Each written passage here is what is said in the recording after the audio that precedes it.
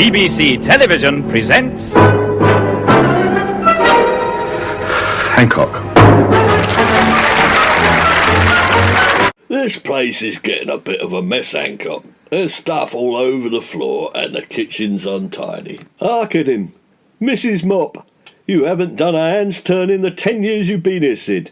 Which reminds me, I've been taking notes, you know. They're in your rent book. Check it out. I haven't got a rent book. What do I want with a flaming rent book?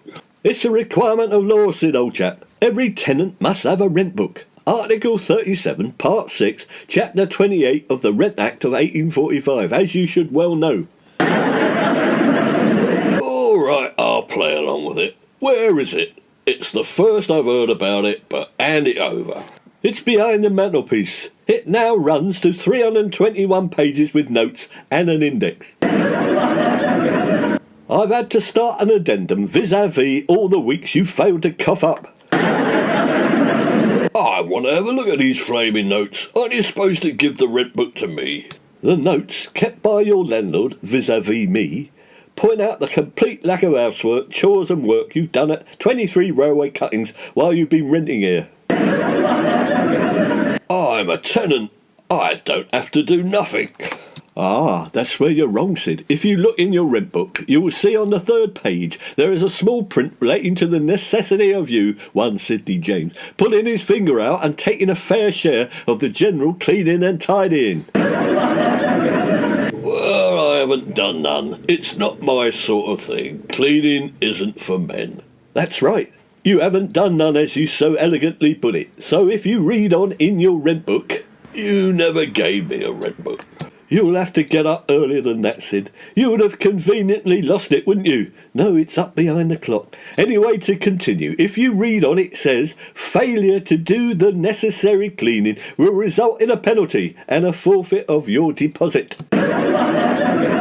I never gave you a deposit. What deposit? What are you talking about, Hancock?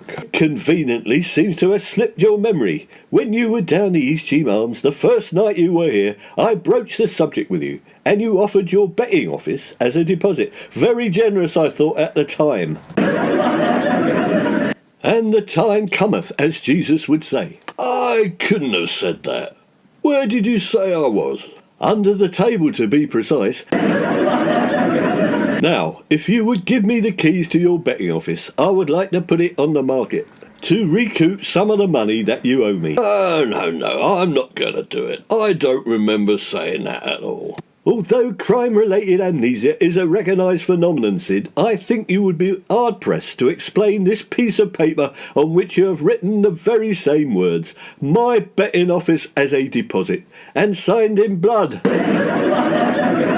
Don't talk daft. Signed in blood. Are you sure? Why would I do that? I don't think you had a choice, Sid, old chap. I think you cut your hand on a glass that was residing under the table at the same time as you. That's it. I'm going to have to move out, aren't I? The cost of living has just shot through the roof. Quite right, Sid. And it's the roof of your betting office that it's gone through. Give me the keys, come on. What was this other thing you said? A penalty. Not flaming football, you know. Thanks for reminding me, Sid. Since 2008, I have put in 5,327 hours of cleaning, choring and general handiwork, for which you are 50% responsible, at the minimum wage of £8.65 an hour. At the minimum wage of £8.65 an hour, you owe me £23,039. Well, that's me stony broke skin. You can't do that to your old mate, Sid. It's all written down here. It's in the rent book, Sid. I've got an accountant, and he'll draw up an invoice for you in the morning. And now I bid you good day. But I thought we were friends, chums, you know, mucking in together. Old muckers. Those days are gone. I've had enough of being your skivvy. The only mucking in together is you mucking me about and me mucking you out every week. Oh, come on now, Tony. Isn't there another way I can repay you? Stop batting those big brown eyes at me. But As it happens, I do have an idea. Right, Sid, meet Tim Vim and Miss Dorothy Vigor of the Vim and Vigor Cleaning Agency. They have the onerous task of teaching you how to clean. I'm all ears. I know you are, Sid. Stop talking, just open your lug holes and listen for one. Oh, nice to meet you, I'm sure. Oh, I won't shake your hand. They don't look very clean to me. Cleanliness, Mr. James, is next to godliness. But I don't know who you've been sitting next to, but they ain't God. What are you on about? I washed them last night before I went down the pub. That wasn't last night, Sid, old chap. That was last Tuesday. Yes, Mr. Hancock, you were right. This is going to be a real challenge. Good job I brought plenty of Dettol and Jay's fluid and loads of toilet duck. What's all that lot for? You, Mr. James. I'm not that bad. You've been listening to Howard Hughes over there, Mr. OCD. He's forever running around doing this, moving that. I saw him tidy the cat once, and we don't even have one. I'm a lean cleaning machine, Mr. James. Oh, you'd be surprised what you can catch from a cat. Oh, it's not funny. Mind you, you are looking a bit peaky. Are you sure you haven't got nothing? Yes, I'm sure. Now just tell me which end of a broom to hold and how to open a dishwasher. Oh no, you haven't got one of those, have you, Mr. Hancock? Nasty things, a breeding ground for germs. They all jump in and use it as a jacuzzi. I suppose you're right, Miss Vigor. Right, it's off limits for you, Sid. It's marigolds for now, mate. Up to your armpits in the suds. We recommend in the Vim and Vigor Empire are a thimble, just a thimble, Mr. James and Mr. Hancock, a fairy to a gallon of water at 50 degrees C for your dishes. Yes, I've washed dishes before. I'm not a complete numpty. You've washed dishes, have you, Mr. Numpty? Well, I've never seen you.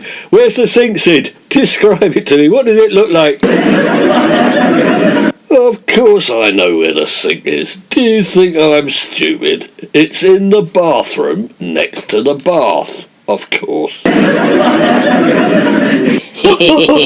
Oh, Mr. James, oh, you really are a one. Oh, that's very funny. I understand you're a comedian. I must remember that one for the annual Cleaning Operatives dinner and dance. So, you can see why I asked you round. Sid is, what can I say, one of the old school, thinks that doing the housework is woman's work. Yeah, you're right, it is. Men go out and earn a crust, and woman stays at home, minding the kids and doing the dishes. I am right in thinking, Mr. James, that you're a single man, aren't you? Nobody will have him, Miss Vigor. He puts adverts in the Lonely Arts. Good-looking geezer, 6 bird. Must be good at housework. Oh no! Oh, that's not going to get you married off nowadays. Women expect the man to put his weight around the house. I'm always pulling, you know. Pulling your weight, you mean putting up shelves or something? No, not exactly. Why are you like at ironing knickers, for example? I'm a bit of a wizard. I'm an old hand. Ironing? What in? Have you seen his face? Well, his clothes have got even more creases. I'm not sure I want to touch a lady's accoutrements, if you don't mind. Ladies' accoutrements. This is a man who shouts, "Get 'em off," when he sees Barbara Windsor on the telly. Doesn't want to touch them, does he? I should go. Mind you, you wouldn't want Sid James slobbing all over your undies with an iron now, would you? Oh, look here, I've got some with me in my pocket. You can have a practice if you like. It's good to be hands-on, you know. No tar very much. I'm going to draw a line at ladies' underwear, if you don't mind. Well, I've got some underpants we can let you loose on. You'll be on more familiar territory there, Sid. But just don't go wrinkling me gussets, will you? Oh, isn't there anything less girly I can do around the house? What about cooking, Mr. James? What is your pastry like? What's pastry when it's at home? Pastry's the stuff they wrap round a pie, Sid, around which you wrap your gob. You know what a pie is, don't you? Oh, pies. I know me pies. I live on them, don't I? Pork pies, beef pies, chicken and mushroom, shepherd's pie, humble pie. Humble pie. Oh, very funny, Mr. James. Oh, that's what you'll be eating unless we can get inside that head of yours and get you scrubbing. But you don't have to worry about dust, old chap. I've just invested in a Dyson. What's that when it's at home? An Uber? It's not an Uber or an Hoover, it's a Dyson. Same thing, but 10 times as expensive. Oh, don't worry, we'll train you up. It's got terrific suction power. I've seen it do a whole room with one suck. I'm not sure I should be let loose with a Dyson. What happens if it sucks up Hancock's scripts or the poison pen letters he sends to the producers, writers and assistants on Hancock's half hour? What? Have you been reading my letters, Sid James? How dare you?